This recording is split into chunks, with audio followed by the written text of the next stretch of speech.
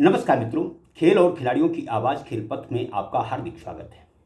दोस्तों, उत्तर प्रदेश में खेलों के उत्थान के लिए एक और घोषणा की गई है।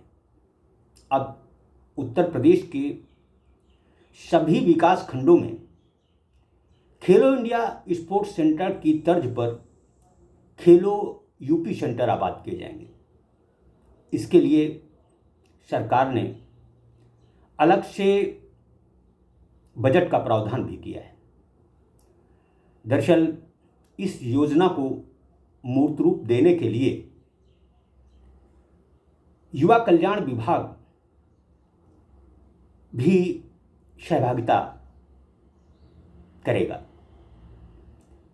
उत्तर प्रदेश के सभी विकास खंडों में खेलो यूपी सेंटर आबाद होने से जहां ग्रामीण क्षेत्र की प्रतिभाएं उन सेंटरों में जा सकेंगी, वहीं इन सेंटरों में प्रशिक्षण का काम प्रशिक्षक नहीं बल्कि पूर्व खिलाड़ी करेंगे। इन्हें एक निश्चित मानदेय दिया जाएगा। हम आपको बता दें कि खेलो यूपी सेंटर आबाद हों, हर विकास खंड में खिलाड़ियों की किलकारियां गूंजें, इसके लिए युवा कल्याण अधिकारियों को जमीन अधिग्रहण के निर्देश दिए गए हैं। यानी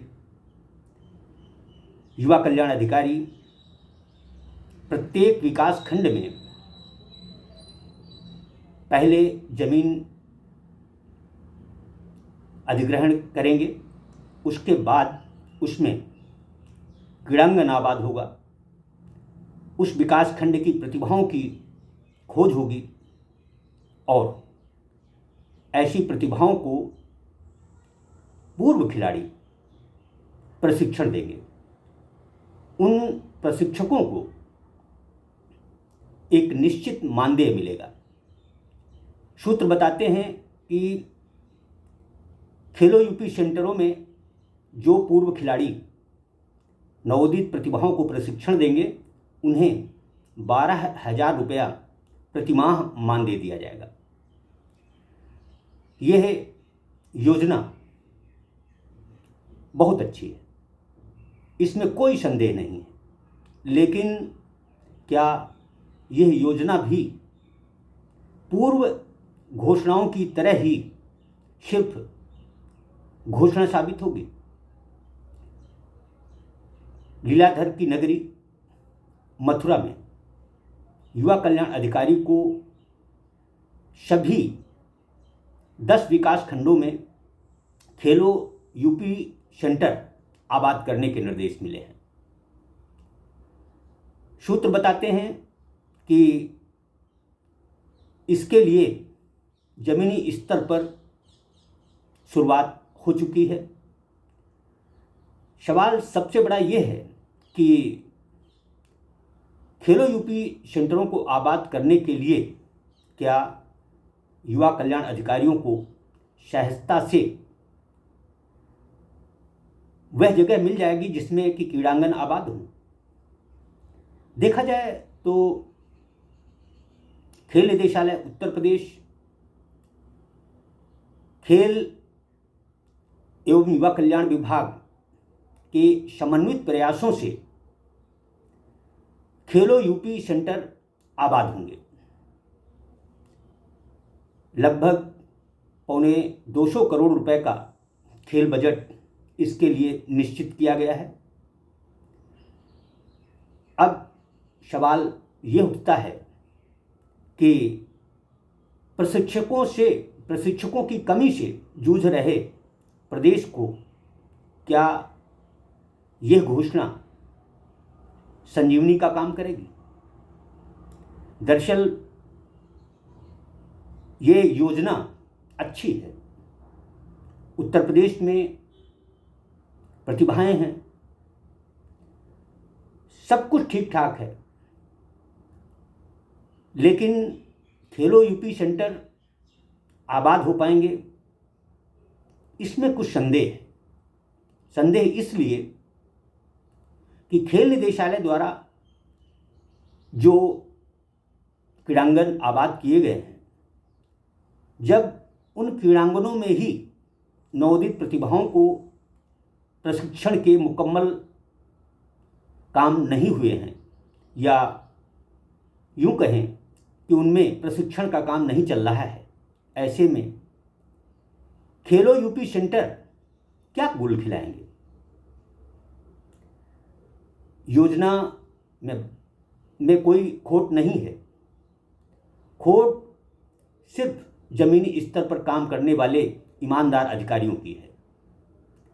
जिस तरह से खेल निदेशालय के आला अधिकारी मुख्यमंत्री योगी आदित्यनाथ जी को अंधेरे में रखे हुए हैं, क्या उसी तरह युवा कल्याण अधिकारी सही ईमानदारी से काम करेंगे? मथुरा में 10 विकास खंड हैं। इन 10 विकास खंडों में खेलो यूपी सेंटर आबाद करने के निर्देश मिले हैं। अब इन निर्देशों पर अमल कब होता है, ये सोचने की बात है। इस समय उत्तर प्रदेश में प्रशिक्षण की व्यवस्था ठप हो चुकी है। आउटसोर्सिंग से नियुक्त प्रशिक्षकों की सेवाएं समाप्त हो चुकी हैं, वह अपने अपने घर बैठ चुके हैं। ऐसे में कभी भी लोकसभा चुनाव की अधिसूचना जारी हो सकती है। यदि अधिसूचना जारी होगी तो तय है कि आचार संहिता लग जाएगी। आचार संहिता लगते ही प्रशिक्षकों की नियुक्ति का प्रयास असफल साबित हो जाएगा। यानी उम्मीद ये है कि अब उत्तर प्रदेश के क्रीड़ांगनों में नवोदित खिलाड़ियों की किलकारियां लोकसभा चुनाव के बाद ही सुनाई देंगी। प्रशिक्षकों को भी लंबा इंतजार करना होगा, जबकि अन्य प्रदेशों में प्रशिक्षण का कार्य 12 महीने चलता है, लेकिन उत्तर प्रदेश में सिर्फ 10 महीने। 10 महीने ही क्यों, वह प्रशिक्षक भाग्यशाली होता है जिसे 10 महीने प्रशिक्षण देने का अवसर मिलता है। जो भी हो, खेलो यूपी सेंटर आबाद हों, हर ब्लॉक में, हर विकास खंड में नवोदित खिलाड़ियों की किलकारियां गूंजें, प्रशिक्षण का काम चले तथा यूपी के खिलाड़ी देश दुनिया में प्रदेश का नाम रोशन करें, यही खेलपथ भी चाहता है। लेकिन आग्रह इस बात का भी कि प्रशिक्षकों को घर बैठाने से कभी भी उत्तर प्रदेश खेलों में उत्तम प्रदेश नहीं बन सकता। ऐसे में जवाबदेह लोगों से विनम्र आग्रह है कि प्रशिक्षकों की सुध ली जाए, उन्हें सेवा के अवसर मिले, क्योंकि यदि प्रशिक्षक ही नहीं होंगे तो खेलों के विकास की कितनी भी अच्छी योजनाएं क्यों न बनाई जाएं, उनका सुफल कतई नहीं मिल सकता। जय हिंद, जय भारत।